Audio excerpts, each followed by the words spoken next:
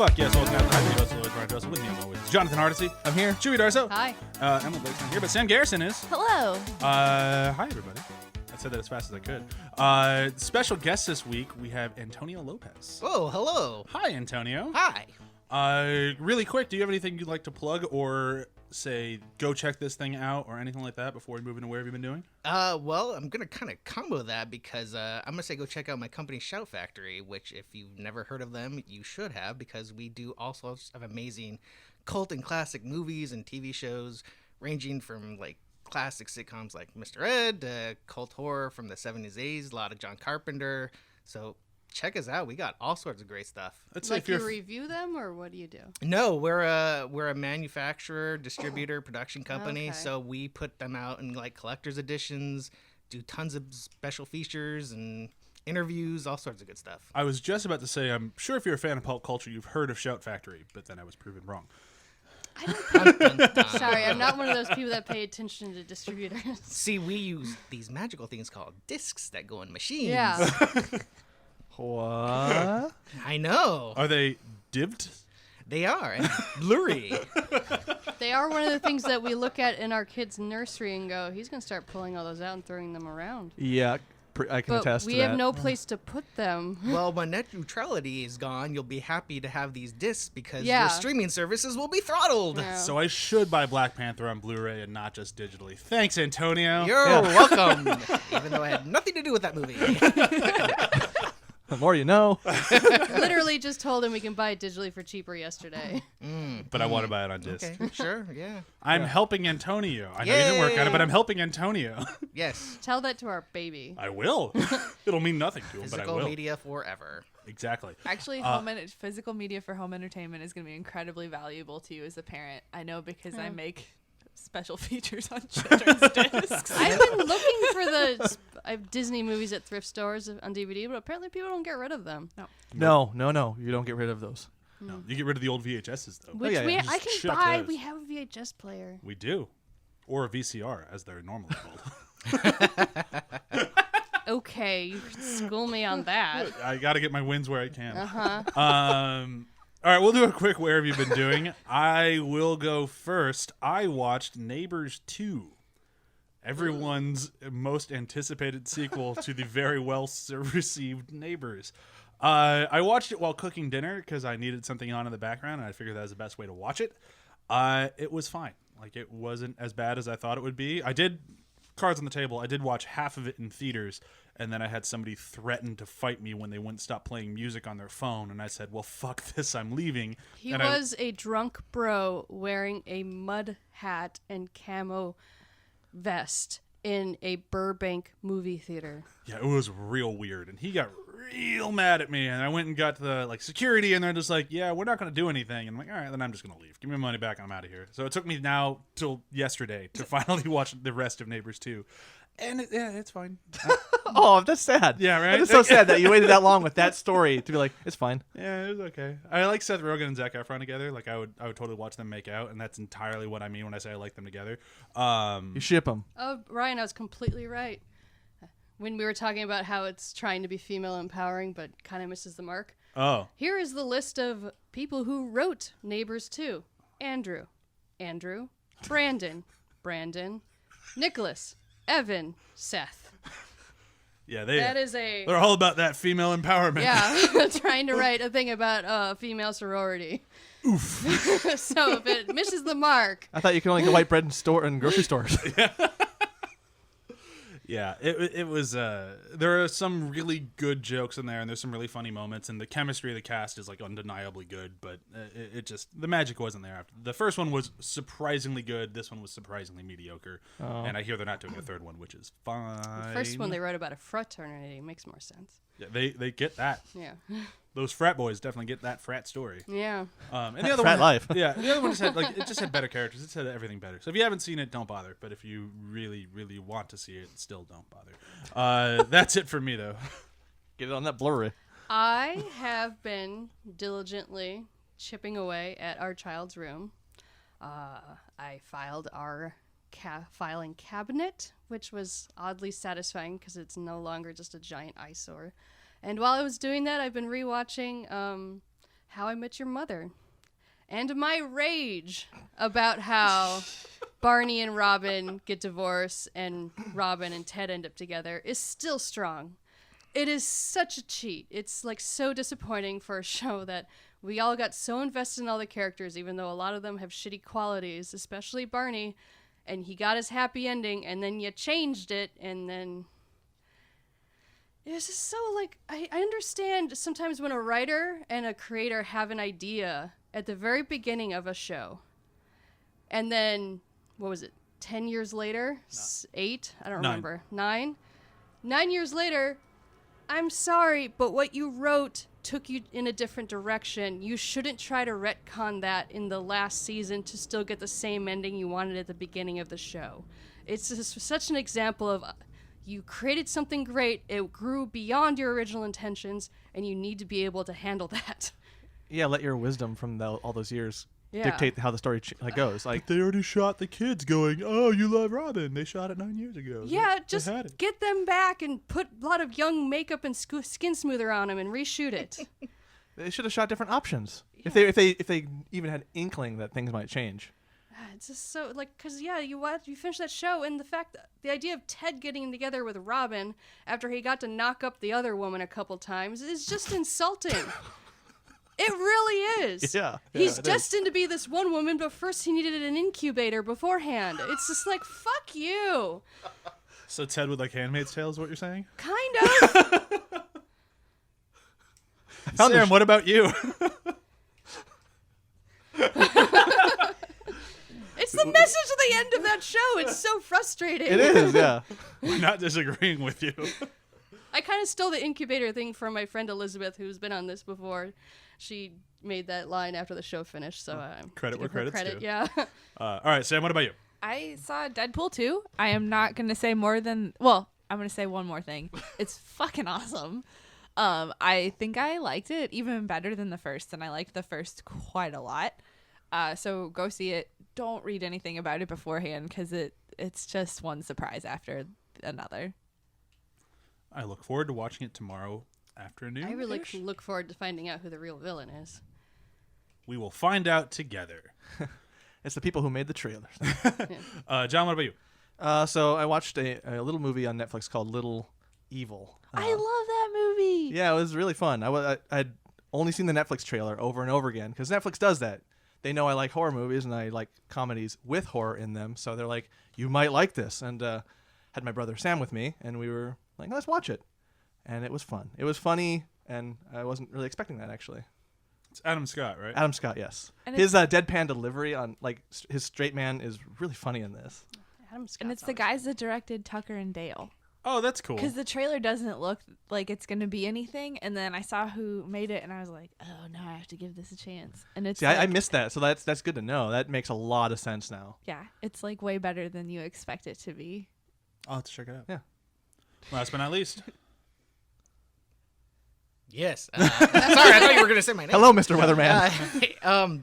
So I've been producing some projects for Shout Factory lately, and pretty much these projects have been what I've been watching the last several months because that's all I have time for. But I'm working on the great classic underrated Disney show called Gravity Falls. If you have not seen Gravity Falls, you have to check it out. It is a great classic animated film. I'm sorry, it is a cult animated show that is kind of like Twin Peaks for kids almost. That's kind of the best way to describe it for anyone who's never seen it. Of course, I hope you know what Twin Peaks is. But it's just got great comedy, great animation, a great overarching mystery that goes throughout the entire series and has a very satisfying conclusion. So if you haven't seen that, I highly recommend it. And when we put it out on Blu-ray and DVD, it's going to be packed full of bonus features. So please do yourself a favor, check it out when it comes out. The other thing I've been working on, which is nearing completion, is the... I'm very curious to see how you guys are going to react when I say this. I've been working on Mac and Me. Cool. Dead silence. Everybody loves this movie. I don't remember it. Is that the one with the alien? It is the one with I the never alien. saw It's it. kind of the what people call the E.T. ripoff that came out like 6 years after E.T. I remember going, how'd they make a creepier looking alien than E.T.? That is very That's true. the one where they throw the kid in the wheelchair off the cliff, right? You are right. Yeah, okay. It's the one it's the clip that Paul Rudd uses every time he goes That's into right, yeah. Conan to intro a movie, and it's like, nope, it's this clip from Acme that I'm just gonna do. But I've been rewatching it. I only remembered seeing it like several times as a kid. I first watched it on one of those TVs that goes strapped to a cart in elementary school on a VHS, and just rewatching it is just like, this movie's actually better than I remember, and the score is way better than this film deserves. It's like an early Alan Silvestri score, and he'd only really done Back to the Future before that, so people are like, oh wow, this score is really good. So anyway, there's going to be a lot of cool bonus features on it. Well, if you want to revisit that classic film, which I'm sure you do, please go check out Macamee. I kind of look forward to seeing it again at some point, but I haven't seen it since I was a kid. And I rented it at Sight. Nobody's ever heard of Sight unless you're from Bettendorf, Iowa. I haven't heard of Sight, and I lived across That's the what river you get, from Rock Islander. Bettendorf. Shout I out to don't even Bettendorf, Iowa. remember the name of my local video store. We had Hogan's. Oh, I had a Hogan's, but we went to Sight because I could walk there. We had Vidiots. Does anybody know that? No. I like that name. It was really weird, and it was pretty cool. They had little viewing stations that you could either play video games or watch movies there. If you wanted to, watch it right there. We had a thing called Take Two Video, and I remember it mainly because Did you always have to rent 2 movies? yeah, pretty much. The deal was like 2 for something, like 2 for 2. Like they had a good deal like that. But I remember it because of seeing the original Star Wars widescreen on VHS before they get to special editions. So before all those changes were made, I got to see it in widescreen on a smaller TV, which was pretty cool. Cool. I still have my full screen VHS, which I will never get rid of. Yeah. So do we. I miss it. remember trying to explain to old people the difference between full screen and widescreen when I worked at Barnes & Noble. They never really got it. I used to work for a streaming company called Vudu, and I had arguments with their engineers because they didn't understand that full screen didn't mean that the image took up the full screen. Yeah. No. Yes, and I was like, no. It's full screen because it's a box.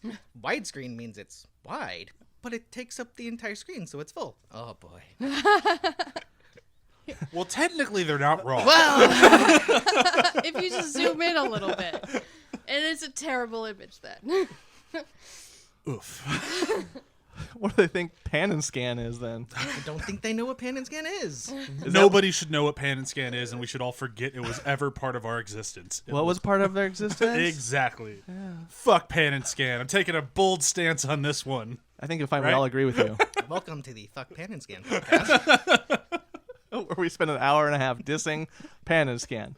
The movie I first remember pan and scan in was Multiplicity. Oh my god, I was going to say the same thing! Holy shit, that's amazing! I honestly don't remember what this is. What are you I just talking remember it about? looking so unnatural. It looks What so is bad. So as What was this? As I remember it, like they in the full screen, like on your TV, they would move they would scan over on the frame on a widescreen picture when there was two things on different sides of the frame. They would just scan over to it instead of editing it. Yeah, so And it's a very weird thing. 'cause it was a way to try to get you the widescreen experience without having to have the 2 black bars. And they literally just scan the image over mid-scene, and it looked awful. So unnatural. Yeah. So Don't unnatural. remember this at all. it's horrible when you see It it. is crazy that we In both were Multiplicity. Yeah, it's the same feeling that you get with those true TVs now with the true motion. Oh, yeah. It's God. that same exact motion that is in the pan and Everything scan. needs to look like a reality show. Right. That's what I call that. Are you ready to do this? Yes. All right, 5 so- minutes, right? Yeah, so from this point on, I'm letting Sam run the show. She can dictate who goes first, last, next, whatever, and she gets to run the timer, and all of this is Sam's world now. That's all I've ever wanted. No, but seriously. So we're talking about dog movies today because I love dogs. That's actually why I asked Antonio to be on, because we met at an animal shelter where we see each other every week. Anyway, so yeah, dog movies. They're one of those things that, like, it's a genre that I wish was better than it is, because dogs are better than us. What do you mean? My movie's perfect. Okay. I think that's why we let Bryan go first. 'Cause he's got the most at stake here, I think. He's got some interesting things in that movie. Oh, So boy. can we just go around the table, though, and say, like, Yeah. who everyone's movie is? I have Tim Allen's The Shaggy Dog. Okay. I have the American classic, and there's no sarcasm, Beethoven. I had Frankenweenie. And I have Turner and Hooch. Bryan. Are you ready? 5 minutes for why my movie is the best movie on the table. Yeah. Why is the I could do Shaggy it. the 2006 version of the Shaggy Dog starring I Tim kept Allen? telling him Why to is do it the their original. best? Thank you. I love the original. Ready, set, go. Okay, so way long ago, they made a really shitty movie called The Shaggy Dog, and nobody likes it. So it took somebody with vision and power and awesomeness to come back and go, Tim Allen, we need you to be the Shaggy Dog. Who else do we need in this marvelous film? We need somebody like, I don't know, he needs a comeback. How about Robert Downey Jr.? Hell yeah. Right before his actual comeback. So I guess that means this was his comeback. So you're welcome, world. Shaggy Dog gave you Robert Downey Jr. Who else can we have in this thing? How about the one and only Mr. Danny Glover? Yeah, I think he'd be great in this movie, and he is. And then everyone's favorite person from Sex and the City, Charlotte, right? Everyone's favorite was Charlotte? I don't remember. Anyhow, so this movie is great for many, many reasons. Mostly, and if not only because, when you think of Tim Allen, what's the first thing you think of? Everybody say it with me now. Physical comedy, right? Everyone loves Tim Allen. Drugs. Cocaine. Everyone loves Tim Allen's both his physical comedy and the fact that he was in Toy Story. And you get both of those in this movie. You get Tim Allen doing wonderful physical comedy when he's running on all fours like a dog, and it's hysterical. He's chasing a cat all throughout town, and it's funny, and it's great. And he gets in front of Craig Gilborn's car, and he has to slam on the brakes, and his dog goes flying into the windshield and does the whole, like, poof, and then slides down the window thing. Always classic. Forgot where I was going with that part. But I got really just lost in the movie because it's so great. Anyhow, so moving on beyond that, this movie has such wonderful things in it, like teaching you that you need to be yourself. You need to stand up for animals' rights. You need to trust your children and let them be who they want to be, not try to be who you want them to be. Like, for example, Tim Allen wants his son to be a star football player in the same position that he used to have. And unfortunately, the kid would rather just be in Greece. Side note, the kid looks exactly like friend of the show Elvis Kunish, and it drives me insane. Moving back to the show, though. So he just wants to be in Greece. He wants to be the star of Greece, and he's the best at it. And as a dog, he hears him talk about this horrible moment where he's like, I'm just not good at football, and he's going to make me quit football, or he won't let me quit football unless I start flunking my classes. So I'm going to purposely flunk my classes so that I can go be in the musical, even though most high schools still wouldn't let you be in the musical if you're flunking classes, but whatever. And as he hears this as a dog, he's just heartbroken because he's just not being a good dad. So he uses his dog powers to be a better dad and says like, no, be who you want to be, son. And the kid's like, okay, cool. And then he goes off and bees that person. And B's that person. Yep. English. I speak as good. The best thing in this movie, though, for me, will always be Robert Downey Jr. because this is right before he got his comeback, so he's still kind of meh. But he's really not phoning it in, and that's why he's as funny as he is in it. Like, partway through the movie, Tim Allen bites him, and if I kind of breezed over this part, but Tim Allen turns into a dog because another dog bites him, and kind of like Spider-Man, he gets magical dog powers. So at one point, Tim Allen then bites Robert Downey Jr. You don't see him turn into a dog because they definitely leave that as an open door for the sequel, which we unfortunately never got.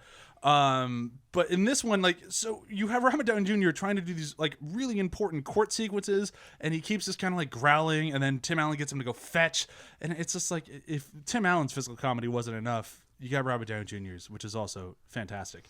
How much time do I have left? 1 minute and 20 seconds. Oof. A minute and 20 seconds to talk about the other great parts of Shaggy Dog. What about what about tear this you down. dog made like how did getting a dog bite turn him into a dog? Like go into the lore of this film. Oh, if the you lore of the will. film. So there's a dog that never dies. It's an immortal dog that lives in Tibet. And they find the Robert Downey Jr.'s company finds out about this dog and decides that they need this dog to discover the key to eternal life. So they bring the dog back, and while having that dog back, he gets out somehow. Because he's Tim Allen's immortal daughter and kind of therefore helps. wise. Yeah, see, exactly. Has nothing to do with Tim Allen's daughter, who shows up and lets him out somehow. But while at home, the dog realizes that Tim Allen is the only person who can help him, but he can't help him as a man, so he chomps onto his hand, and now he's a dog man. The science checks out. I looked into it on Dogopedia. Where this is the best movie of all time. And the biggest thing about this movie that we all really need to remember is the dog is really fucking cute. Like, he's really kind of squishy and adorable. Whenever Tim Allen needs to, like, get people over on his side, he does, like, the little rollover thing, and he just looks so cuddly and wiggly wobbly, and he's awesome. I'm going to forfeit the rest of my time. Okay, you only had 5 seconds. All right, I got so many things to tear this movie down. Can we talk about whitewashing? There's no whitewashing in this movie. Okay, so Let me just start. Let her start the timer. Okay. She's in control of this. You get 5 minutes to tear this movie about an immortal dog. Like, this makes you all monsters. To tear down this movie about an immortal dog. This is where I'm leaning right But now. he's not immortal. all right, tell me when I can start. You can start. Okay, so in an age where we're trying to be culturally sensitive, well, this is before then. This is 2006. We were pretending to be culturally sensitive. We have a movie that begins in Tibet, and the dog is an English sheep herder dog hiding in Tibet. So it's the equivalent of a white man dog. And then later on, he needs help, so he bites a white man to save him. So, because the only savior is a white man. And then you have this whole thing about how he's a bad father, and I'm like, no, his family just kind of sucks. His daughter's an idiot. She's literally manipulating her boyfriend into just giving her rides everywhere and doesn't seem to be interested in him actually. She's 16. She wants to get a tramp stamp of a protest group that she fell in love with because of her teacher, where she probably just has the hots for her teacher. He's Josh from Blair Witch. Everyone loves Josh from Blair And Witch. his son is just lying to him the whole time, saying he does like football. So it's not even the dad's fault that he's pressuring him into playing football because he thinks his son actually likes it. And it's offensive to rats because when they animate the rats, they round out their faces and make their bellies fatter like hamsters, as if normal rats aren't cute by themselves. To be fair, those were rats that are being experimented on, so maybe it wasn't the movie animating them. Maybe those were the dog rats, and Now, they're half dog, they half say rat. that the only difference with the rats is that the rats bark. Well, maybe they were wrong. What? And yeah, and it's not even it's a movie about a dog, but it's about a man being a dog. Not really about the dog. The actual dog is just kind of in the background most of the time. I see nothing wrong with that. The dog is the man. The man is the dog. He is the shaggy dog. Okay. There's like the Anyone whole movie- else got anything? But is he a man or is he a dog? Yes. Okay. So this might Flawless not movie. even be a dog movie. It's not It's really. totally a dog movie. You can't just say it's not a dog. Your whole movie's about a family where a dog shows up. That's not saying that's no, not. there's a lot. I'll get into Yeah, mine. yeah, we'll get to your movie too, with robot dogs. No, but least- like, does anyone else have any beef with this film? The CGI is awful. It was 2006. It's Okay, a product of but its time. 2006 we had At that point, we already had Lord of the Rings. yeah, And we had the Matrix. How are Yeah. you telling me that the CGI shouldn't be that good? How many dogs are in the Matrix and have Lord of the a Rings? 0. panting- This is How the many creatures are in the Lord of the Rings? And really, isn't it There's crueler? wargs. Isn't it, judge. isn't it There's cruelty? wargs. Like, you need to stop. You're treading on thin ice here, buddy. Wargs of wolves, not dogs. Definitely not shaggy dogs. And isn't, Okay, but I to still be fair, don't like, understand it's an English sheepdog, right? Yes. And he There- lived in Tibet. He's probably got a lot of, like, wolf-adjacent DNA in his system. I'm just saying. I There's think a lots lot of about shaggy this. dogs that are actually from that area that could have been in this movie. Oh, I know. Tibetan Mastiffs and, Yeah. and the like. Okay. Cousins to I Saint like how Bernards. you say, like, oh, we need Tim Allen for this. Like, they approach Tim Allen, but are you talking about director Brian Robbins of Norbit and Meet Dave Thing? Yeah. Because this director does not Not have a good good. track record. Not Are And you this trying to say movie is Norbit isn't an instant terrible. classic? I will say that immediately and every single time. Yeah, seriously, the way they try to depict Tim Allen being a bad father, I'm like, no, he just has a crap family. Because Tim Allen is a great dad, which we all know. From several seasons of Home Improvement. 9 seasons. I don't think so, Brian. his wife Don't forget starts, Last Man Standing. his wife is complaining he's not home enough. I'm like, he's a DA. He's not the DA yet. He's trying to be the DA. He's trying to be This is the the prequel DA, to the Shaggy DA, right? and he's the only one making an income, and Shaggy he's dog. in the middle of a very public case. Like, I'm sorry, at that moment, of course he won't be home very much. unrealistic expectations for a family to have. So we're all on Tim Allen's side. He's the best. I agree. Well, I I'm rewatched. just saying about a movie that's supposed to teach you life lessons. What exactly is this teaching? Tim you, Allen shouts to infinity and beyond as a dog while wearing a cape. No, I mean, does he that's- really? Yes, he does. Why didn't you lead with that? I tried to bring it Immortal in there. dog, So Buzz this- Lightyear It dog. just Right? reminds you that you should be watching a better movie. Yeah, like this. Tim Allen has this done movie two just- good things, which is the Toy Story trilogy and Galaxy Quest, and none of these things are that. Yeah. Well, I have to agree they with do say to infinity and beyond, so it's kind of Toy trying to Story. My new This friend is movie Antonio better. right here. By referencing his past accomplishments, like it's just It's joyfully celebrating. 10 his past seconds. accomplishments. I will say I also rewatched the trailer last night because I hadn't seen this in a while, and they used the Baha Men song "Who Let the Dogs." I'm like, all right, well, it was in while the he's trailer, chasing after the cat. but it's Yeah. actually in the movie too, Yeah, and that is an and we're done. instant fail. That's true. That is comparing ugly women to dogs. And Yes. we all know that dogs would be the cutest women.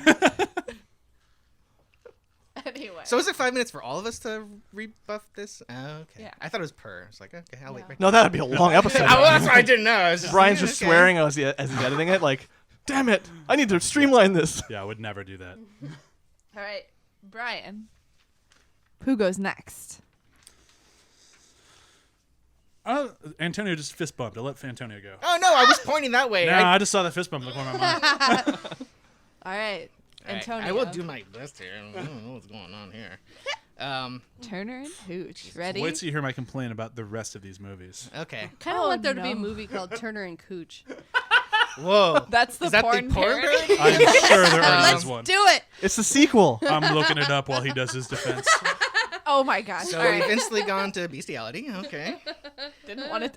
I knew this would happen, and I didn't want it to. Anyway, 5 minutes. Antonio, ready, set, go. Okay, so my movie is the instant classic 1989 film Turner and Hooch, starring Tom Hanks as Scott Turner. He's a small town police detective who's getting ready to move on to bigger and better things in the big city. But days before he's supposed to move to the new big city, his best friend, well, not necessarily his best friend, but his friend who lives down on the docks with his giant, slobbery, out-of-control dog Hooch lives. His friend dies because he stumbles upon some suspicious activity that is happening at a nearby business, but Hooch does not have the opportunity to save him, and unfortunately, the friend dies.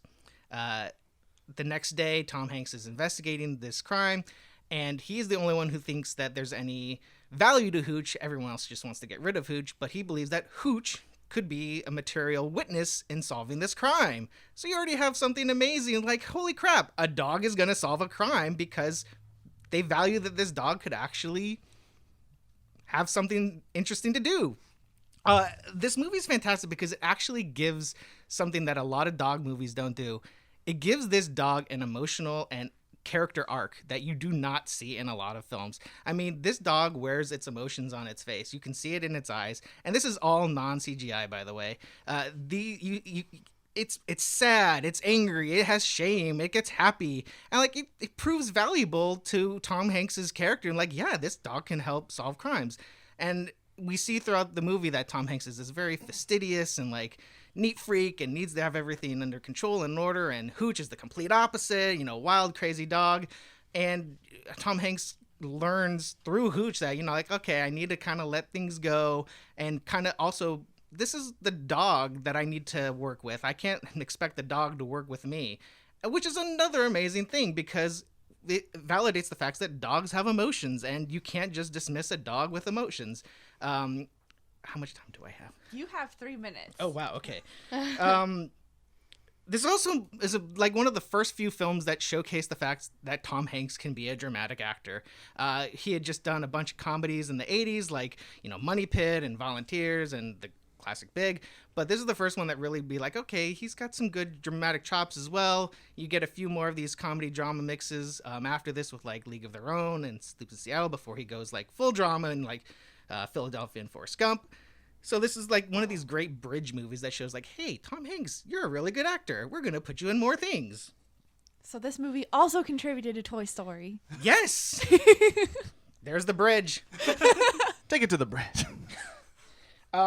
I think this is one of the few movies too that, and then spoiler alert, there are too many movies that feature dogs that kill off the dog for a cheap emotional moment in the movie, and this is one of the few movies that, yes, the dog dies, but there is a reason for this dog dying. You know, this dog has its own emotional journey from being this crazy out of control dog to kind of being like, okay, I can work with this other person who isn't my former owner, and saves Tom Hanks' life in the end. The dog's death means so much because Tom Hanks in turn is like emotionally devastated by everything that happened. You know, he's grown out of his shell of being this neat freak to being like, oh, okay, I really care for this animal that, you know, this dog destroyed his house and his car in the beginning of the movie. And he just has this arc of like, okay, I can change. I can be something else. And this dog is the one that got me there. And I think the last thing I want to say about this film, and I'll forfeit the rest of my time after that, this movie has Reginald VelJohnson as a cop. And anytime Reginald VelJohnson is a cop is an instant classic. We're talking Family Matters, we're talking Die Hard, we're talking Ghostbusters where he plays the prison guard. So Reginald VelJohnson as a cop, instant classic. You have 55 seconds. Well, it's okay. What's the lore behind it? There is no lore. That's what's great. This is a movie that treats a dog like a dog. You know, dogs don't need to have any gimmick. He's just a dog. He is crazy and out of control. He's just being a dog. They do that. I love it. What kind of dog is Hooch again? Hooch is a Bordeaux, also known as a French Mastiff. Oh, they're so cool. Also, cousins of the Saint Bernard. I didn't know that, so don't look They at me are. like I'm trying to cater to the judge here. Anyway, No, I like these factual interstitials. These are pretty neat. I have to say that for one of the things that actually is very enjoyable in this movie, you did not reference it one bit. Uh-oh. The Hold on. slight homoeroticism between Tom Hanks and the dog when he's trying to give him a bath in his underwear. That's weird. And then they end up tossing on his bed, and that's when they really Chewie, start to why bond. you gotta make it? That's fine. homoeroticism? 5 minutes. Between a man and a dog. I mean, I will say you get to see a great moment where Tom Hanks eats a dog biscuit because he wants to be like, hey, what's so good about these Yeah. things? Tom Hanks in his underwear. They man. really. He actually Right? looked very good in that blue tidy. It's not. They're black blue, tidy but whities. they're They're black black tidy The whities. 5 minutes is up. Is it? Yeah. Yeah. To tear him down? No, the 5 minutes. That was you, fast. you said his good. You were part of Oh. the good parts, I guess. All right, I got Um, someone on my side. Yeah. Well, All right, tear it not- down. It is a movie about a dog. no, I but- didn't say go yet. Oh, I thought you did. I love this. No. Points off Ready. on Beethoven. Set. Go. She said go, you can go now. Does anyone else want to start? go for it. I keep starting. You were ready to go. I Angry just really Chewie. want to win this one. So did I. do love this movie, but it is a co-star situation. It is a Turner and Hooch. It is not exclusively about the dog again. And the dog does fulfill a lot of stereotypes of just destroying his life, where everyone's fear of having a dog. And it's kind of weird. And it's always a weird message of like, you just need to accept that this dog is going to destroy your life and you need to adjust for the dog. Like, I that's- find not that s- very realistic, though. It is. But it's also I not just, true. I just, they do. Because you see the dog. guys, I'm just trying to say the message of the movie. You see the dog has like a terrible upbringing with this guy who lives on the docks. The guy gives him beer for crying out loud the and dog doesn't bathe loved it. him. I know he does, but that's all he The dog knew, so was that's very all he knows how to happy. react like. I would say my biggest thing with this movie is that it gets in the way of people getting dogs. Because I know a lot of people who have seen this was way back in the 90s, but I knew people who had watched this movie, specifically a friend of mine who grew up behind my house. When we watched this movie, they never got a dog because this scared their dad off of getting dogs. 'Cause, like, What? it's Really? too destructive of an animal. Well, because the only thing you remember from these are like the trailer bites with the dogs, and if you're kind of already kind of apprehensive about getting a dog, that could happen where it just taint your view of dogs. Like- Even though if you watch the rest of the movie, you get what's going on. Like But between this one and another one on the table we'll get to later, I like that the other two movies, including The Shaggy Dog, do a great job of showing how great dogs can be. And Only if your dad is a dog. I see nothing wrong with this. wouldn't that be sweet? My movie shows how amazing and beautiful a dog can be. I hear you guys talking about your movies, but not Yeah. my Well, that's movie. but Well- your movie itself is a decent movie. Like, it's not a bad movie. I just don't think it's a great dog movie. Like, it's a great Tom Hanks It's movie. a great like, buddy I love, cop movie. It is Yeah. a great buddy that cop. has yes. a dog in it. And it's, yes, I mean, there's so many The dog other is the terrible other side buddy of the cop cop. movies like See Spot Run or Canine, and this movie is clearly far better than all that.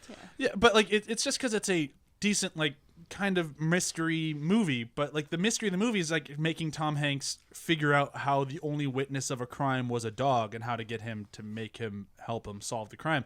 Like it's an interesting plot device, but it's not like if I want to watch a movie about an awesome dog or something cool or fun with a dog, I wouldn't go Turner and Hooch. Like I watch that one if I want to watch a cool Tom Hanks movie and watch him play opposite of a dog and see how good of an actor Tom Hanks can be because his co-star is a dog. But I don't That's see how awesome. that's bad for And there's the also movie. kind of this thing with comedies about dogs where I don't know if you guys have already mentioned this, but like it kind of paints them in this negative light, and there's kind of like this joke at the expense of the dog, more or less. Like, look what this dog is doing, invading on our turf, and it could be that there's some realism to that, but Wait. there's also kind of a negative feeling that you're supposed So- to emote from that. Does this movie explore the humanity of dogs, or does it treat them as like comedic fodder? Like, answer that question. This Both? seems to be the question. I think this movie does a very good job using a dog as comedic fodder without really because there is an emotional arc to it. I'll give it that much, but it never really paid off for me.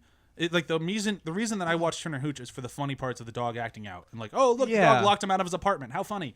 And it's like that's not like if I watch a dog movie, I want to watch it about how awesome dogs can be. And this one's more of like what a pain in the ass a dog is. And the dog is very much in service of Tom Hanks. He's servicing Tom Hanks's needs, and then he helps Tom Hanks find a mate at the end. And there's something to be said about when you're trying to play off Tom Hanks. It's like Tom Hanks is the star of everything that he's in. Like even, with the great Tim Allen in Toy Story, it's still the Tom Hanks show. Bullshit. You just lost. Okay. I'm just kidding. Wow. Well, I hear a lot of you guys saying like, "Oh, this is Why the did movie he you just show lose? people I to." don't Because Buzz understand. Lightyear is the real hero of Toy Story, and Woody's just an insecure prick. All right. I hear you guys saying like, "This is a movie you show people not to, get a dog and dissuade them from getting a dog." But I think I think you're seeing it just from the beginning. Like, yeah, it's because he's destroying everything. And I think that's a lot of what misconceptions people have is that dogs just destroy everything.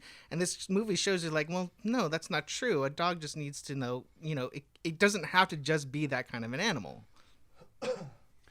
I agree with you in outside of the movie, but I don't think the movie Yeah, does a the great movie job showing just says that you turn. need to get rid of all your nice stuff.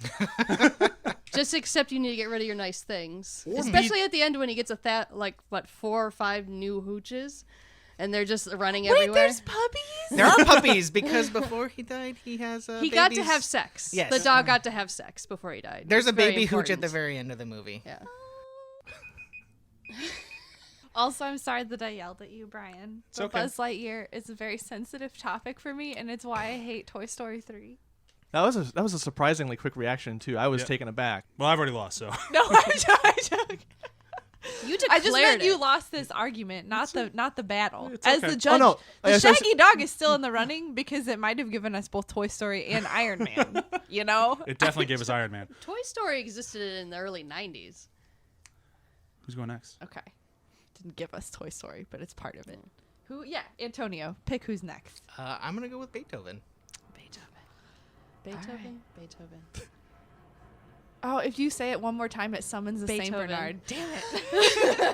Hi guys, what'd I miss? All right. Oh my God, it's Tim Allen. No. Everything is better. Where the drugs at? All right. 5 minutes, Chewie. Oh. Show me what you've got. Go now? Go now? Yeah. Okay. All right, guys. This is a battle about dog movies. And my movie is about the dog. It's about Beethoven. Beethoven has the most agency out of all your films. Beethoven is the first thing we almost see. Beethoven gets to choose his owner. There's a girl who tries to adopt him. He didn't like her, so he peed on her. He should put her back. And then he just kind of walks into this family's house and goes, "This is where I live now." And that's the way it was. Beethoven also gets to choose his own name. Like, they're doing the hat thing, and they're like, no, no, no. And then Beethoven barks Beethoven, going, "I want to be this." And they listen. This dog has the most agency. You follow him around the town because he knows how to get out of his enclosure. He's very smart. He's not just a part of this family. He kind of owns the family, and he owns this town. He walks around. Everyone knows who Beethoven is. No one questions that there's a giant St. Bernard just rocking around. People give him food.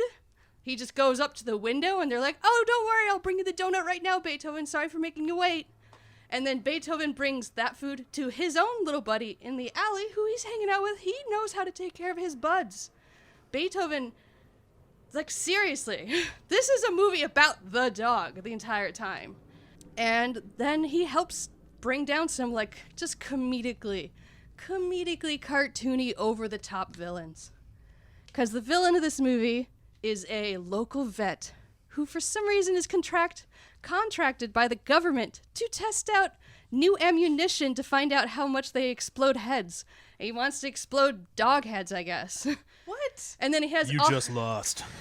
It never happens because Beethoven stops it. And you have Stanley Tucci and Oliver Platt playing two goons. They're not even henchmen. They're literally goons. They're so over the top. They capture these dogs and then they don't really know what they're doing. And they have them in these cages and they bring them to the evil lair and whatever. And those are the villains of this movie. But then there's also another subplot of the dad trying to expand his business with David Duchovny. David Duchovny's in this movie, guys. Sexy David Noted Duchovny. sex addict. David Duchovny. Well, with that face and that body, I mean. He's got a But- weird looking penis. I haven't seen his penis. Why did you see his penis? It's in a movie. It's real lumpy looking. But Beethoven doesn't like the deal because his owner's not looking at the contract. He's just too excited to sign it. So Beethoven wraps his leash around the chairs and the table and runs off, literally pulling these people away from his family, going, these are bad people. Agency, guys. Dog's got agency and can think for himself. How much more time do I got? You have 1:45. All right. And this dog just totally, he is the man of the house. I mean, the dad, played by, I always forget his name, Charles Grodin, who's married to Bonnie Hunt. And, you know, he wants to think he's the man of the house, but he lost that the moment Beethoven came in. Because Beethoven, when he's walking around the town, visits the kids at school because he cares about these kids. He cares about their upbringing. And he helps the daughter in her dating life, where he literally goes up to the boy she likes, goes, here's a stick to the human. And the human grabs the stick, and then he pulls the human over to the girl to be like, all right, here you go. Like, he serves up a boyfriend on a platter for her. And then, later on, the little brother, played by Christopher Castile, Oh, you're going to bring him up? He's getting bullied. And then Beethoven knows, I need to help him rise above the bullies. So he goes behind the boy. So then the boy thinks he's like the one that's going to like beat the bullies. And the bullies get scared. They're scared of Beethoven. But the boy thinks they're scared of him. So it helps his self-esteem. Beethoven knows psychology, guys. And then Beethoven can also sense when the kids are in danger. Because like 3 doors down at one point when they're at a babysitter's, he can tell that the little girl is going to fall into a pool. And Beethoven gets out of his enclosure and saves her life. He doesn't see her. He can maybe smell the water near her. Something like that. But Beethoven is a magical dog who protects his family. That's your time. You're done. Smell the water. Classic St. Bernard power. I mean, I hope you have an alibi because you've murdered me many times. Oh my god. All right, guys. I kind of wish I were arguing this episode. Anyway, I go for it. Tear it apart. Tear me down. Okay, so on a table where you have both Frankenweenie and the classic Shaggy Dog, this is the most unrealistic movie on the table. Not saying that's necessarily a bad thing, but it does create some severe problems. But the thing that's the biggest offense in this movie is that fucking kid. He is the worst actor. He is the dorkiest dork. He drives me up the wall every time he's on screen. Like, he makes the movie unwatchable. You have one of the most adorable dogs in cinematic history and it's ruined by this fucking kid. The movie's not who about just- the kid. The movie's about the dog. Oh, and you talk about Shaggy Dog having a shitty family. Talk about a shitty family. These kids suck. Like, the little girl, like, literally, she's the most idiot kid ever. She's just walking near a pool, and she's like, well, I guess I'm going to drown now. Like, But Beethoven saves her because the movie's about Beethoven. Beethoven, the robot dog. Like, It's never a robot. Every now and then it might be a But here's the human in question. a dog suit. Does the Wait. Does the kid Beethoven deserve doesn't it? have a real Saint Bernard in it. No, It does. it's a real Saint Bernard majority of the time, except when he but it does saves. swap out for animatronics and for a human in a dog suit. Well, which because- none of the other movies on the table do. Okay, the scene is him dog paddling out of the water to get the girl out of the water. And I'm sorry, sometimes you can't train a dog to actually. You can they literally make dogs that Yeah, do you that. literally can Well, do that exact This thing. Saint Bernard didn't, so whatever. Newfoundlands do it just by It's instinct. actually really funny because then you're watching it and you can tell that it's a human in a dog suit, and the way he's trying to dog paddle is totally ridiculous. So what you're saying is that the dog that they got for this movie is kind of a diva. Ooh. I don't know. Sounds like a bitchy dog. beautiful Get it? dog, though. Get it? It was a boy dog. Damn it. Yeah. Well, you were talking about my movie being a bad reason for humans to get a dog. Oh, This yeah. movie's far worse. The dog destroys the house, and No, he Charles doesn't. Grodin is always complaining. Oh my god, the dog. He the scene where gets some mud in the house. I didn't know- slobber. mud. I didn't know The bed Agent- is destroyed. Your dog ruined a stereo and actually chewed up a couch. My dog just got some slobber and dirt and stuff. I didn't know All over agency the could be entire so messy. house. Over the entire house. It's a much Oh, my bigger God. dog. The scene where, like, it's in all the trailers, of course, but like when he walks into the bedroom and Beethoven's just on the bed, the entire room's already destroyed, and then Beethoven stands up and does the Yeah. which Tim Allen also does in the Shaggy Dog.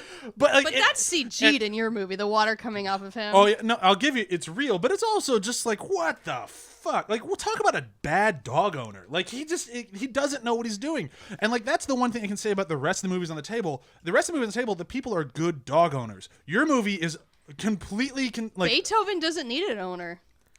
What a Beethoven take- horrible idea for a dog owner. I don't need to take care of this dog. You have the idiot kids, and then you have the horrible Beethoven dad. takes care of himself. and then Also, Bonnie you Hunt said just at one disappears. point he eats a donut.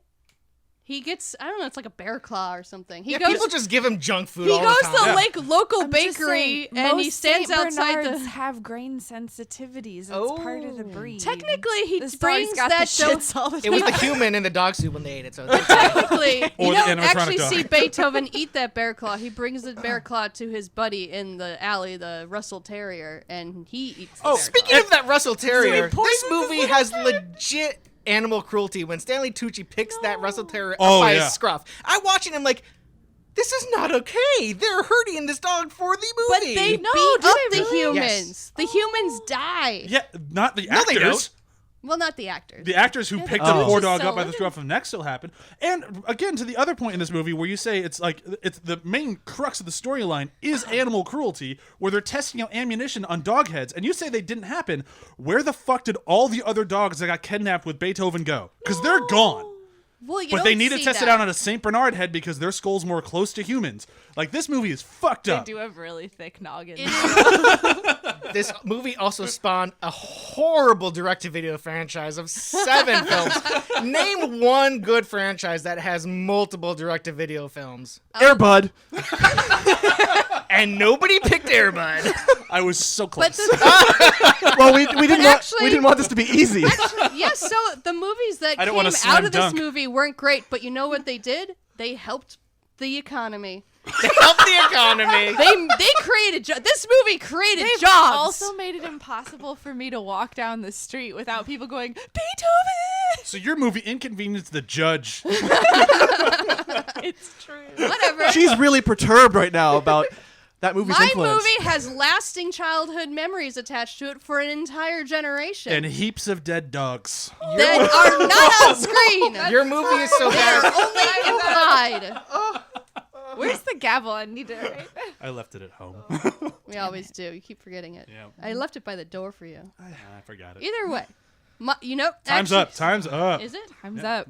Time is up. Whatever. Um, My dog still had the most agency in all these movies. And the most dead dogs. You don't Oh, see jeez. that. hey, stop. All right, Mom and Dad, stop You're gonna be fighting. held in contempt of Sam's court. Now I want a show about that. Sam's Court. Dun dun. Nice. Antonio and John created a show for the judge, complete with theme music.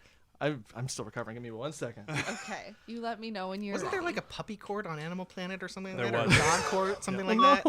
Yeah. All right. All right. I'm good. I'm good. Ready? Yeah. All right. So my film is Frankenweenie, and it's about a boy and his dog dressed up as a creature feature Universal monster film, and one moment a kaiju film. As someone in my life who has, I don't know, like outlived a lot of pets, whether they've left me or I've had to say goodbye, I like that this movie couches its themes of loss and death, kind of in this Tim Burton quirk that kind of makes it palatable, manageable, but also kind of has me address those feelings in kind of a way that, I don't know, as you might say in Pokemon, it's super effective. John's What? hitting all the right buttons right now. But I think what the true strength of that is in John August's script for this.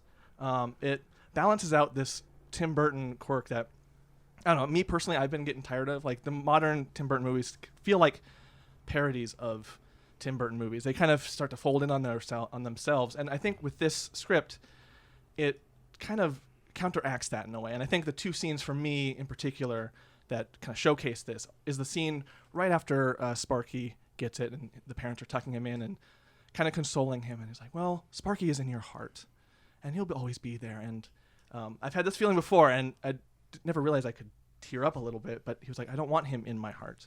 I want him right here. And I think that moment was really good, but also kind of exemplified owning a pet, owning a dog specifically.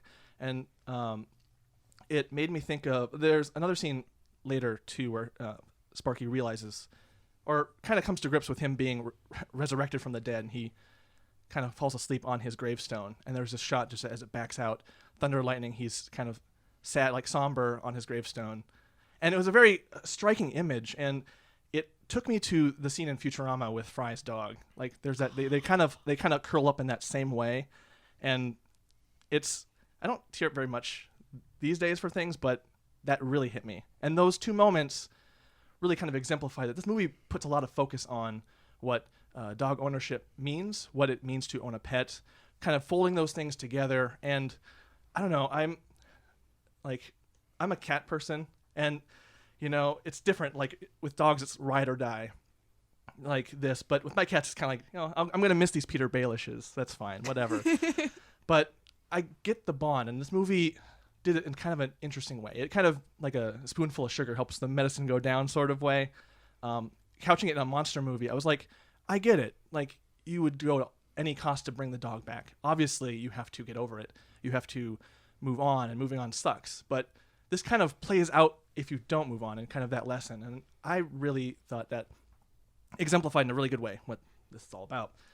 And I think the movie also takes some time to speak about nostalgia in kind of an interesting way, because the movie's chock full of nostalgic references to older films, older horror, and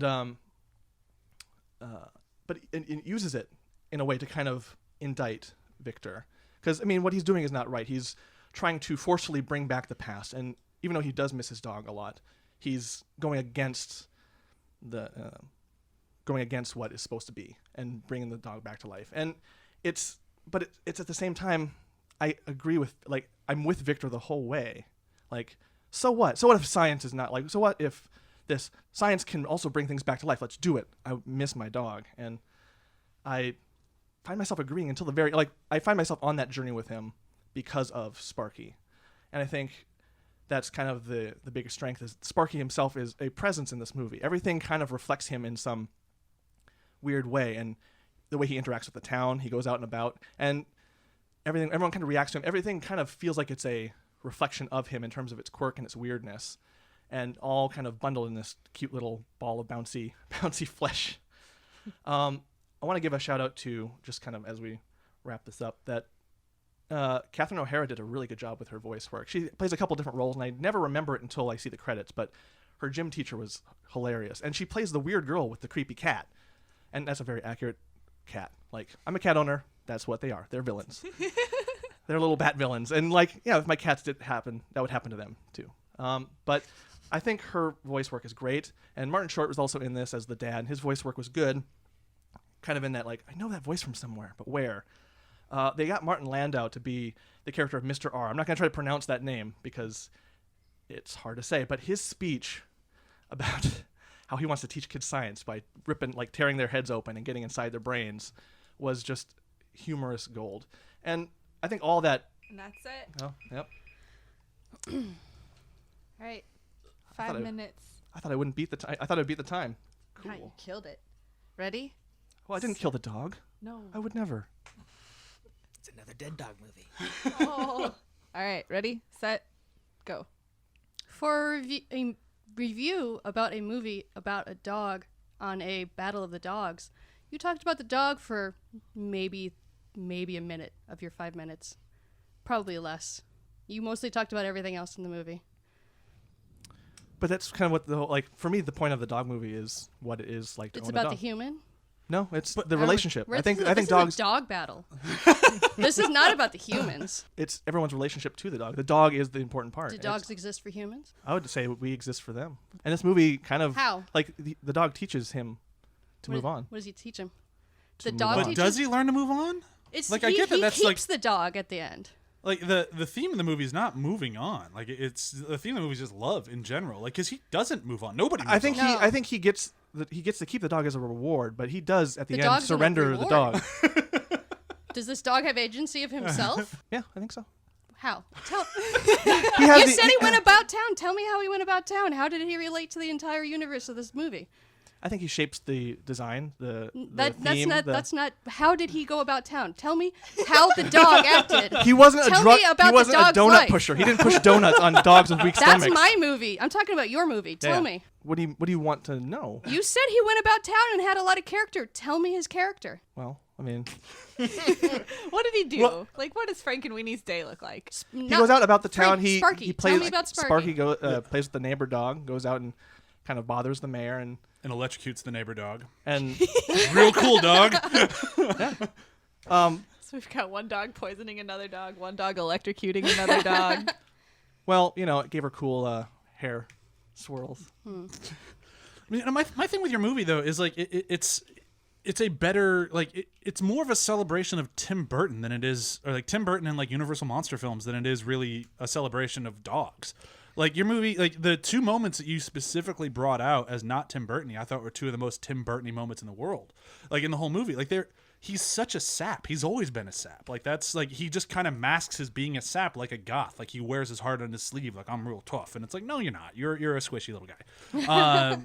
And that's fine, but it's like when I'm watching a movie about like Frankenweenie, I want to see Sparky. Like I want to see Sparky about town. I want to see Sparky how he influences everybody. And all they do is just kind of scratch that surface, and they spend the whole time with the people and Yeah, how they relate. It's not to really their about dogs. the dog. The dog is like he's the pebble that starts the avalanche. Like he's the thing that kind of kicks things off and gets them going.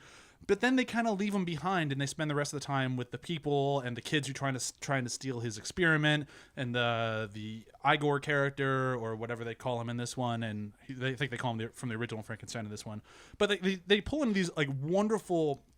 And don't get me wrong, I think it's a very good movie. They pull in these wonderful things from all these other things in the ether, like from other monster movies, from other Tim Burton movies, from other movies that these actors are in. It's like, also political. and has political nature. Like there's some really cool stuff in this movie. Unfortunately, I don't think any of that stuff is really Frankenweenie. I don't think a lot of it's Sparky. I think Sparky's just kind of there to be cool in an inciting incident, and then he's just kind of forgotten. Like, and I think it's really does a disservice to the dog in the movie. Yeah. Well, and all that cool stuff is done so much better in his original short film Yeah. that this movie is based on. He's been trying to make this Is the movie short film actually about the dog? more so than the full length movie is, but like it's just so much better because it's so much more condensed. It's like a half-hour short film. It's live action, done in black and white with like a real dog, and you just get so much more of an interest in it. You're invested in it so much more than in this animated movie that just, I don't know, everything's just more about like the slapsticky kind of jokes. Yeah, I think that's kind of like my biggest takeaway from it wasn't the dog. It was like I loved the crazy girl and her cat. It ended up being more about anti-science than anything else. Because even when they talk about how it's wrong it is for the town to start vilifying the science teacher, all the science experiments except for Sparky fail. Like, and start attacking the town. And there's something to be said with every other movie on the table today. My favorite moment in those movies is always about the dog. And like every single one of them, there's some moment with the dog that's my favorite moment in the movie. Frankenweenie, no. Like my favorite moments in the movie are with people or with characters. Like I love it when the science teacher quits. Like his entire speech is hysterical, and none of that has to do with Sparky. And I feel like with a movie like this, Sparky should be the star of the show, not just kind of the guy in the wings, just kind of manipulating things. Like you said, you're absolutely right. He does manipulate things. He does kind of shape things. But then that's what we're watching. We're not. All right. So, this is interesting. Now you need to make a decision. I know this is tough because John's argument was genuinely beautiful. I just as a note, just as like a little PSA, I do think it's really important for people to see the hardships of dog ownership when they watch a movie, because I think Antonio can attest when dog ownership looks too good, you get a lot of irresponsible dog owners and then they return them to shelters and it sucks. So I think seeing the hardship is actually really important, and I'm glad people brought that up. Dog ownership is hard. They do ruin your house, and it's worth it. And it's heartbreaking, and you know it will be heartbreaking. Anyway, so that being said, John, your argument was great, but also their arguments tearing you down were very worthwhile, so I have to mull that over. Chewie. Beethoven does have a lot of agency, but I worry what he's doing with that. No Saint Bernard should be left unattended for that long. He controls himself. He's his own dog. I do appreciate that Hooch was treated as he was elevated to the point of like being a human and a co-character. I think him being the co-star and like having expressions is probably the most important. Brian. I chose the best movie. You chose from a hat. Wait, did you really? I had no idea what to pick, so I'm like, that one. I mean, the best thing about this movie is Robert Downey Jr. And I Right? can't imagine how hard it was for him to maintain his newfound sobriety on a set with Tim Allen. Like, what was he thinking? You did a lot of coke. I did a lot of coke. I've Do you made want a to do huge Coke? No, never mind. I had amazing Coke stories. I've made a huge mistake. So, unfortunately, I do think Shaggy Dog is out. No way. Yeah. I think, as much as it pains me, Beethoven is out. I'm sorry. Forget for shooting so many dogs in the head. No dog that actually gets shot in my movie. That's all implied. You are inflecting. So I am down to Turner and Hooch and Frankenweenie, which is kind of like, yeah, that's about right. But I think their points that Frankenweenie is more of like a catalyst than he is a legitimate character are legit. Mm-hmm. And I do think it is odd that the dog stays at the end. As much as it kills me, and I would love an immortal electric dog. He was rotting. Yeah, that's kind of nasty. I can fix it. So I got to go with Turner and Hooch. Woo! Honestly, if you didn't, I would have been very upset. That's why there was dead air at the end. I had it's a hard fucking movie to nothing take for that down. movie. There is that too. It's hard. to express that I have no complaints about the movie. Yeah, when I have to everyone's have like, complaints about the movie. This was really good, but Yeah. this was really good, but. Like, So yeah, Turner and Hooch, easy peasy. I specifically didn't pick Turner and Hooch because I thought Chewie was going to pick it, and I'm like, all right, well, I can't. Well, then I'll just go for something random, and then she didn't go with Turner and Hooch. I'm surprised more people didn't pick animated movies because. Honestly, the I dogs haven't do seen get that to many be I had animated thought of dog maybe movies. doing All Dogs Go to Heaven, but I hadn't seen it enough to like really remember it. I was actually also really torn between Homeward Bound Yeah. and I was also White Fang, which is a fantastic film. Homeward Bound at the end. White Fang's about When- a wolf, not a dog. It's a half wolf, half dog. but Uh-oh. still mostly wolf. Oh, How is half mostly? Because he lives in the wild. Oh my He goodness, lives with- Chewie, that's dog he lives- racist. She's like, one drop and it's a wolf. He lives with Native Americans Well, and is later okay. forced to be a All dog fighter. canids, They do say all if it's a- canids are wonderful. But they do say if Oh, you ever man. try to own a half wolf dog that you have a host of problems to deal with that are way more complex than a normal dog. No, a friend it of mine was- had a wolf dog, and it was the sweetest animal in the entire world. His name was Bear, and he just liked to cuddle. He Was it awesome. actually half wolf or was it just a Oh, yeah, he had husky yellow that- eyes. Like he was full blown. Yellow eyes? That's a. Yes. I didn't know there was a differential. But yeah, I think like that's mainly the reason why I picked the movie was why I said just like I'm weird when it comes to pets. I've had cats and mostly cats, and I've gone through so many animals that like it's like the attachment's weird. Like what would make me attached to a dog? Not very much a dog person. And the only dog I ever had was a Dalmatian who tried to kill college students walking to and from local colleges, and who ate its own poop and ran away in the winter. College students deserve it. Your dog was in the right. Right. Now in that wisdom, I'm like, you were a saint. I just wanted to choose a movie that was really about a dog and had a happy ending. Yeah. Well, I will There's say not that many that are really about the dog and have a happy ending. I was originally going to go with Beethoven because it is the movie that my sister and I watched endlessly one summer that we used to convince our It parents is to such finally a good get a kid dog. movie. It is a great kid movie. I just It's wanna see if I could also defend a Shaggy John Dog. Hughes movie, which is surprising. I love the original. Oh, but he Shaggy wrote Dog. it under a pseudonym. Edmund Dantes. Yeah, I didn't talk he knew about how the bad it was gonna traitors. be. Ivan Reitman and John Hughes. Woof. All right, we should bring this thing to a close. We can do a quick round of plugs, and then we'll get out of this thing. Be sure to check out athpod.com, where you can find all of our articles, you can find all of our episodes, you can find the currently episodes of Venture Bros, Venture Brothers podcast. And then coming up in about 2 to 3 months, we're going to have a lot of big changes and stuff. And I say 2 to 3 months as of this recording. It could be tomorrow for all I know when this episode comes out. But we should have a lot of cool stuff coming out, and I'm really excited about all of it. But I'm not going to spoil any of that for you now. That's it for me. Anything plug now? Our YouTube channel, as always, our Spotify playlists. We keep trucking away at those, and those are still very awesome. This week's is a little funky, but I don't even say what it is because who knows when this episode comes out. Yeah. I don't know when this episode comes out, but if it does come out in time for you to still see Deadpool at an AMC, you will see Grinch interstitials during the trailers, so check those out. And if you really like dogs and want to follow a delightful Saint Bernard, mine is on Instagram at Saint_LADDI, and she is a delight. She's very cute. She's a goddamn delight. Anything to plug? And I'll just go ahead and plug my company again, Shout Factory. You can find us on shoutfactory.com for all of your pop culture needs. Awesome. Well, thank you very much for coming out. Thank you It for having me. It was great. Yeah, and I this was won, which is even better. I could be wrong. I'd have to go through my history, but I believe you're the first guest to have won in a very long time. Yeah. Ooh. Whoa, wonderful. So congratulations. Thank you. It's a big deal. There's no prize. No, the the prize is having been here. Yeah. Aww. And talking dog movies. Okay, so thank you everybody for listening, and Bye.